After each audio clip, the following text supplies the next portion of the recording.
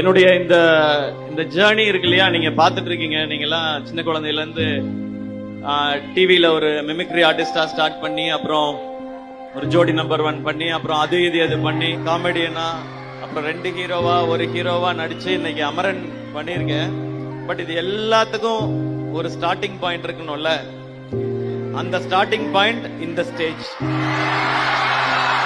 இந்த படம் பார்த்தா நீங்க ஒண்ணு நல்லாவே ஃபீல் பண்ணலாம். உங்க சீனியர் ஒருத்தன் ஒரு நல்ல படம் பண்ணிருக்கான்றது உங்களுக்கு ஒரு நிச்சயமா ரொம்ப சந்தோஷமா இருக்கும்.